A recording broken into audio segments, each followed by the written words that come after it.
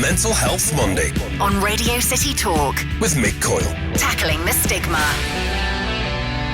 Radio City Talk. Welcome to Mental Health Monday. My name is Mick Coyle. I do hope you're well. This time of the year, the show gets sort of disrupted slightly by the bank holiday. So we're with you this week. There'll be a break next week and we're back the week after that. Our conversations, though, continue focusing on mental health and how people are feeling. The focus of today's show is going to be about how you feel in yourself in regard to your career. It's going to be a really interesting conversation, this one, with our guest today, because, of course, we define ourselves so much now on what we do for a living. How often do you talk to, catch up with friends, what you're doing now? And we mean, what is the job? Not, are you happy? Have you got kids? You know, what's the family situation? Do you still see X, Y, or Z? We talk about people and we judge people, don't we, about your career, but how do you judge yourself as well? Paul Cope is an author, and he is the author of a book called The 7 Secrets to Change Your Career, and he's our guest this week on Mental Health Monday. Paul, great to see you. Thank you for your time. My pleasure. Thanks for having me. Hey, you're an author. I You're am. a writer. Is that a career? Have you started doing that now, or do you reassess how you think about the word career now? Well, lots of answers to that question. Yes is the answer. Mainly is reassess constantly, which I think we all should do, actually. My mates often joke that they can't keep track because now I'm an author. So my LinkedIn update changes every like 3-4 months. But yeah, I really enjoyed writing the book, actually. So I think being an author is something I'll be doing regularly going forward. But it's a complete change from what I did in the past. We're going to talk about sort of your story and how you got up to the point where you are now, and the fact you've got the knowledge to put this stuff down onto a piece of paper and then to offer that advice to other people. That idea of people defining themselves by a career or coming up with a career and thinking, well, that's the goal, I've decided. You were absolutely guilty of this, weren't you? You picked a career without even really knowing what the career was, what it would entail, or whether or not it would actually make you happy. Yeah, I was textbook. So I was, for people who don't know the story, I was a lawyer, basically. I was going to be a lawyer from before I can remember ever knowing anything, basically. I just grew up with this story that I was going to be a lawyer. And my whole life, there was no doubt in my mind. Like going through school, I was one of those kids who, when you said, what are you going to be when you grow up? I said, I'm going to be a solicitor. And I always remember actually people being jealous of it. It was one of those things where I was like, I wish I knew what I wanted to be. And I was like, yeah. I was probably quite proud of myself for it at the time. And it wasn't until I got to the middle of a law degree and in the middle of university where I was like, oh, I don't know why I want to do this. It's funny, isn't it? But we do this in life, don't we? Where we pick something, or we think we pick something that we think we want, and then we go down a route. You talk in the book about the fact I think at the age of 32, you'd set up your own law firm, even though along the line you'd had all these things going. Hang on a minute. But then you were in a rut, or that was a pathway, and you just carried on ploughing on through it. Yeah. So I realised when I was 19 that I didn't really want to be a lawyer in the middle of a law degree, and I had a conversation with an uncle where one of my favourite uncles, we get on really well and really trust his judgment, and he basically sat me down in a pub in Anfield and said, well, nobody likes their job, son, so what would you want to be if you could be anything? And I was like, I'd be a footballer. And by then I'd already had a cruciate knee ligament operation and was never in a million years going to play for Liverpool. And he was like, well, you should just do a job that makes you loads of money then. And I remember at 19 thinking, that makes loads of sense. I looked around and thought, well, no one likes the job. One of my mates' dad said to me actually around that same time, if it was meant to be called work, if it was meant to be fun, they wouldn't call it work. It's not meant to be fun. It's meant to be this thing. And I think the generations that have gone before us have all thought that it's like that's what it is. So yeah, once I'd gone down that path, I talk in the book about something called the sunk cost fallacy, which I think is a bit of a scourge on humanity in the Western world. Is that once we've invested so much in something, we feel like we should carry on doing it until it bears fruit. And I was guilty of that for a decade at least. It's interesting that because sunk cost can play into work, it can play into relationships and all kinds of different things. That thing of though older generations poisoning the well a little bit is an interesting one, isn't it? You know, because it sounds like it's good advice, or it's somebody being pragmatic with their advice in the conversation they're having at the time. But that thing of going, well, you're not supposed to enjoy work. Well, you don't want to say, well, you're not supposed to really enjoy life. Yeah. Or, well, it's hard, isn't it? So, and it's supposed to be hard. And that's how you know you're doing it right. Yeah. That might be their lived experience of it as well. But it's actually pretty poor advice, isn't it? Yeah, it's pretty bleak as well when you think about it. And this stuff, it's not. This is something I've come to terms with now. It's not even their fault. We can only all give advice if we're asked for it based on our own experience. And this goes back generations. This isn't just the generation above me and you and their grandparents. It goes back and back and back, and everyone just knows what they know. So I think we're in a world now where that attitude is shifting slightly, and part of the reason I wrote the book is I want to be part of that shift, where the number of people I chat to now, friends and family, my own peers, who still have that attitude that, well, it's just your job, isn't it? That's just the way it is. And I don't know. I just think it's nonsense. There's a question that sometimes people ask when they go, oh, it's my birthday. How old are you? How old do you think I am? Yeah. And maybe this was a sign, because sometimes, if you're dealing with something internally, externally, it starts to show. But as a 32-year-old running their own law firm, hey, Paulie's doing all right. He's got his own law firm. He must be doing okay for himself. What sort of responses were you getting? Oh, it was hilarious because I actually set it up when I was 29, and I found a photo the other day. I've always looked younger than I am.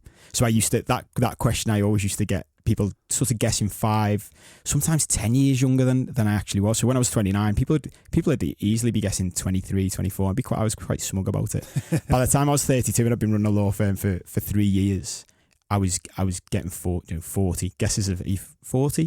And I remember thinking at the time, God, that is not a good sign, is it? And that was just sleepless nights, ridiculous hours in work, bad diet, and because people who end up in that cycle, it's the same pattern. You don't eat well, you start drinking heavily because you get in from work every day and you think, oh, I need a glass of wine, I need a JD, I need a beer. Slippery slope. In terms of yourself and your view of a career, were you very much of a mindset that actually your career would define who you were as a person, that you would define yourself by the job that you had? Yeah, it did. Well, it did, and it had from when I was 2, 3 years old. It was defining the whole thing. It was rolled out at family parties and and you know what it's like in families. And again, it's nobody's fault. This is just the pattern of our family systems. There it is. Everyone's proud of the kids who are doing well, and they hold them up as I was the golden boy really in our family. I've got one older cousin who'd been to university, but he was in Australia. So I was the first in Liverpool to go to university, and everyone was so proud. So my whole identity was linked to being a lawyer, which is part of the reason it was so difficult to break away from. With that, and that gets down to the sort of the cost that you put into that. At what point was the first moment where you started to think, not only maybe I picked the wrong thing, but actually this is starting to have a negative impact on me, and this might actually be causing me problems far beyond the career choice that I've made? It was, do you know what? Looking back, it probably wasn't because I was working for big international law firms before I set up my own. So I'd probably done that for sort of 3-4 years, trainee solicitor, and then qualified. And then when I set up the firm to begin with, it was great. It was really exciting. There was loads of buzz about it, starting from scratch and building. It was sort of the typical fairy tale story of starting in your bedroom and people not knowing that, and building up just with a phone and a blank piece of paper and getting these clients and opening a city centre office. But it probably took maybe 2 years into it, 18 months, 2 years into it, where the pressure starts to tell and started taking on employees and anyone. I work with businesses now to help them break free of this sort of stuff, and business owners, because anyone who's experienced that knows how difficult it is. It's hard to describe to people who've never done it. That I often think that the world's split into people who've run businesses and employed others and people who haven't, because you just can't explain it to people. I'd be lying there sort of on a Wednesday night, couldn't sleep, 3 o'clock in the morning, thinking I've got to pay wages on Friday. Where's that money coming from? And it's the pressure of almost feeling responsible for other people's lives and livelihoods and mortgages and kids is just something, until you've experienced it, I don't think you can ever understand. Was that the start of a depressive period that you had there? Yeah, I would say looking back, probably 2 years into it, that was the sort of spell when I was, and at the time, again, it just felt like, because of the type of personality I am, I'm sort of you have been in the past, the classic, A1 driven alpha male type. So it wasn't even, at the time, I wouldn't have said, oh, I'm suffering here. It was just, I need to find ways to make sure I can still function. And so it was like getting up I wouldn't sleep at night, maybe 1-2 hours sleep, and then be up at 7 and listening to high energy music at 7 o'clock in the morning to get myself pumped up for the day. And so, yeah, I think that was the sort of the first seeds of mental suffering, really, issues, and just not knowing quite what was wrong and how to deal with it. It's interesting that because, of course, people might think, well, actually, you can understand the suffering there because there was the pressures that you're putting on yourself. But for so many people, there's a consideration that pressure is normal. Well, of course, I will feel like that because I'm running my own business, and I will feel like this because I do have, people's expectations about payments and mortgages and staff to think of and look after. Was there a moment where you thought this is actually making me feel ill? This is making me mentally not very well at all. Yeah, and definitely mentally, but also physically. I started getting physical symptoms, and actually, after I'd published the book, I realised there was a big story I didn't even put in, which I'd mentioned to a couple of mates at the time, where I had for weeks and weeks, I had a sort of numbness in my left arm. I remember mentioning it to friends walking up to the match. And you know what lads are like? We don't talk about this stuff, generally speaking. And so when you do mention it, and usually lads are very good at taking the mick out of each other, when lads show concern, there's something wrong. And I remember phoning sort of the health line, whatever it was, the alternative to 999. And the woman on the other end of the phone saying, "I'm sending an ambulance for your son." I always think it was like speaking to an auntie. And she's like, "You need to put the phone down and come to hospital." And that was the moment when I was like, "Oh, this is getting out of hand now." And that was sort of physical manifestations of mental issues. Was there a point during that the word failure or fail, was that coming into your mind, that if you did stop, or if you stepped off that treadmill, or if you held up your hands and said, whoa, let's just all calm down a little bit, that there would be a sense that failure or you had failed?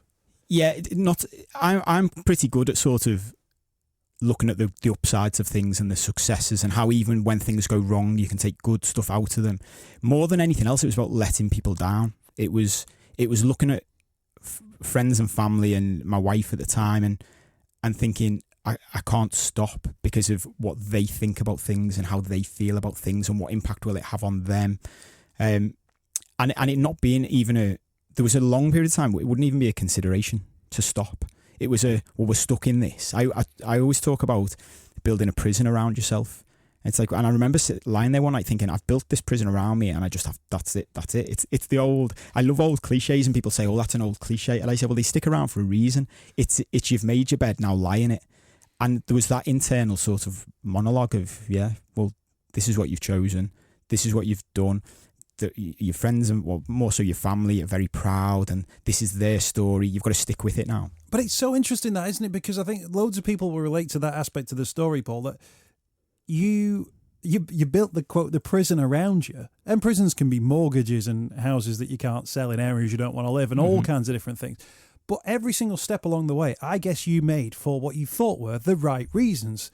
That you thought, that's a good job, I'll get paid well for that, I can support a family with that one, my family will be proud, I can have my Saturdays off and I can still go to the game. That every single decision that you are making, on the face of it, has got a positive spin.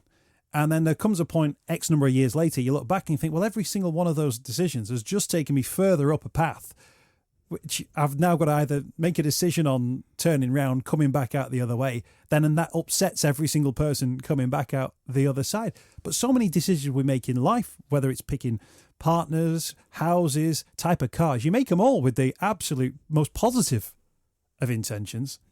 They don't always have the most positive effects on your existence. Yeah. Absolutely. I think that's one of the most difficult things to reconcile. I love, because I'm a big football fan, I love making football analogies, and there's always a football analogy you can make. And I remember hearing Rick Parry talking about when they sold to Hicks and Gillette, and he got asked, does he regret it? And he said, no, he said, when people ask me that question, what they mean is, do I regret it with the information I've got now? But that's not a fair question to ask me. All I can ask myself is, would I have made the same decision with the same facts in the same position again?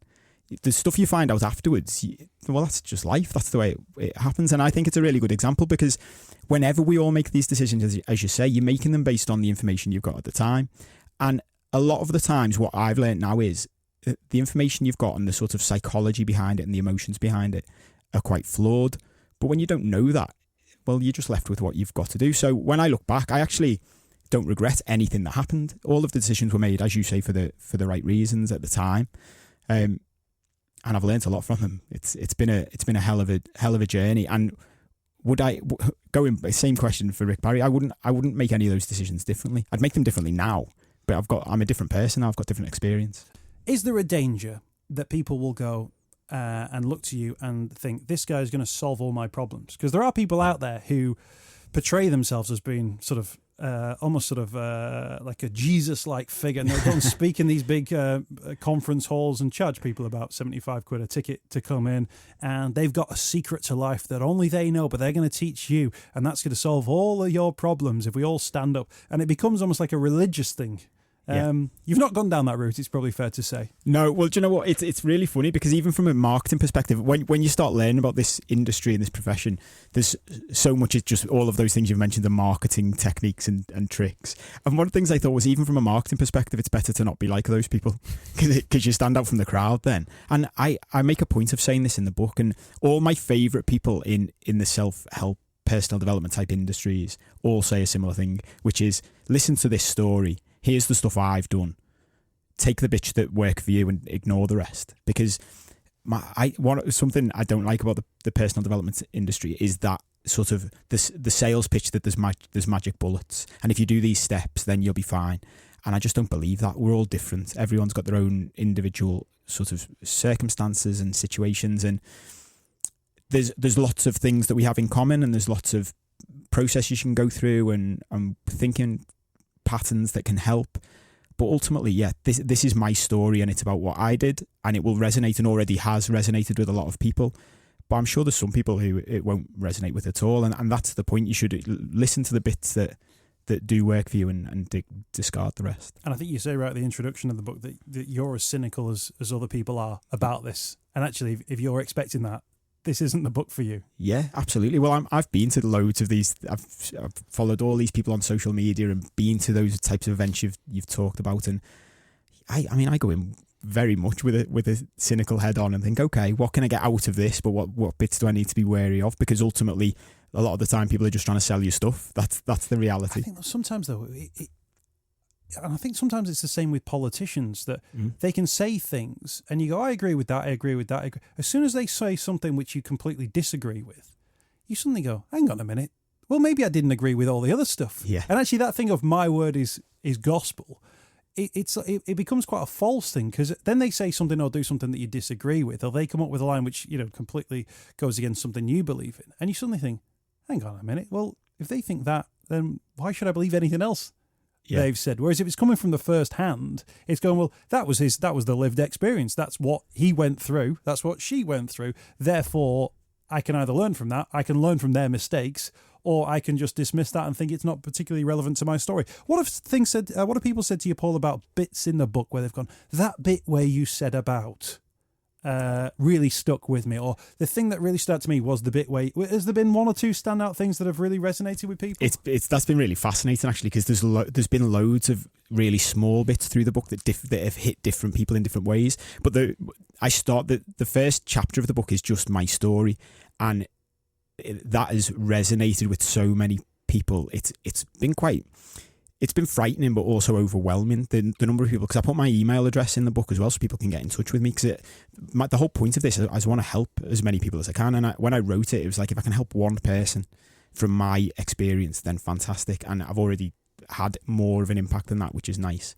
But people just email me with their life stories and saying how one lady emailed me and said my story was so similar to her story that if she had an electronic copy, she said, if I'd have had a hard copy, I'd have been like Joey and Friends and put it in the freezer, because it was frightening how similar it was. And it's something I've learned through this process, and I mentioned this towards the end of the book, especially when you're suffering from depression or mental health issues, you feel isolated and you feel like you're all alone. And something that has massively come out of this for me is pretty much everyone's got a similar story. So the number of people who have said to me, if you just take your story and switch lawyer for dentist, it's me. You've just told my story, basically, which is it has been overwhelming to get some of the stories back. I guess the sort of the key question in all of this is, when you make changes to your career and through that your life as well, you've made all the decisions that got to to that point in by making supposedly positive decisions, albeit, maybe a little bit misplaced. But then you want to make another positive decision, and that positive decision is to make yourself happy by coming up with a different solution, a different pathway. And on the face of it, you'd go, well, I'm not happy doing this anymore, so I'm going to do something else. And you would think, well, that should be an easy decision to make because it's a positive one, isn't it? It's going to be better for me. Things are going to be... It's like climate change. Like, if we change the way we look at the environment, we'll have more green jobs. They'll be sustainable. The air will be cleaner. The seas won't... We're not going to die in however many years. Mm-hmm. They're all... And yet we still can't make that decision because it feels as if the rut that we're in is impossible to escape. So what does it feel like, Paul, when you make that decision and you go, right, things are going to change? Is it really difficult? Is it too difficult to make that change? Does it get easier? Or do you suddenly get a moment where you go, boom, I'm so glad I made that choice. I feel so much better already. I think it's a perfect example of it's different for everybody.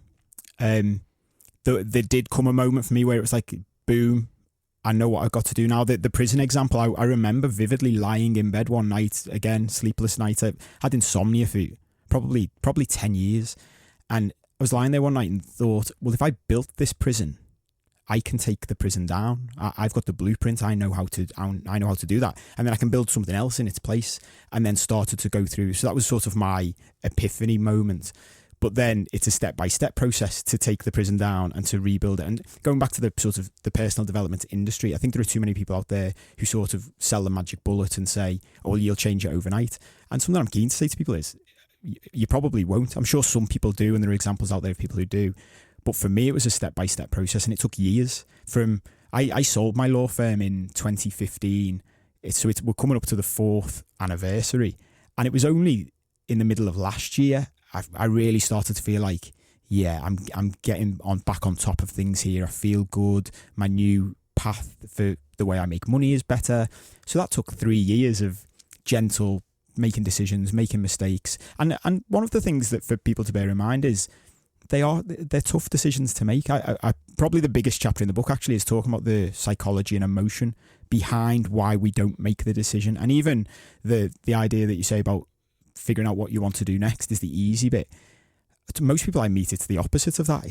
It's one of the reasons they stay, and the thing that makes them unhappy is they've got no idea what they do otherwise. Well, it's that thing, isn't it, of long term, do you want to be happy? Do you want to do something different? You go, yeah, absolutely, I want to be happy, I want to do something different. Are you prepared to make those changes today? You kind of go, not really today, thanks. It becomes so. Your long-term goals are completely at odds with what you're either capable of or intending to do on any given day. So is today the day you're going to make all those changes that are going to make you happy? No, it's not today, actually. And then why is it not today? Why is it not today? Yeah, well, I mean, I could talk all day just on this one topic. The psychology behind that is fascinating, and I've heard there's loads of different things spring to mind. One of the things is when people talk about let's say giving up smoking. And you say you've got to give up for the rest of your life. And I heard someone say a while ago, yeah, but you don't need to give up for the rest of your life today. All you need to do is not smoke today. I heard David Mitchell, the comedian, being interviewed, and he wears glasses, and they said, do you ever fancy getting laser surgery? And he goes, yeah, I'd love to get laser surgery because I'd love to see without wearing glasses. Yeah. It's just, on any given day, do I want to go and sit in a clinic and have a laser pointed into my eye? No thanks, not today. Yeah, I heard the same interview. Perfect example.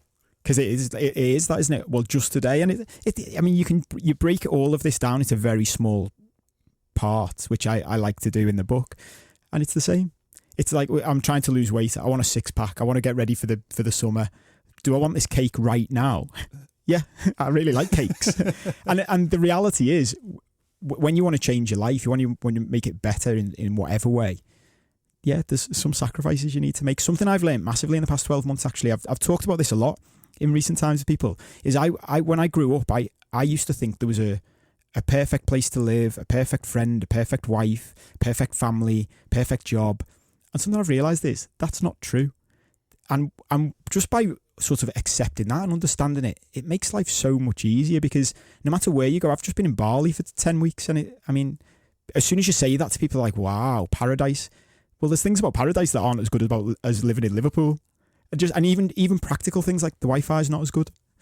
And it's not until you're in that place that you're like, yeah, actually, do you know, it's really nice having bin men that collect your bins every week.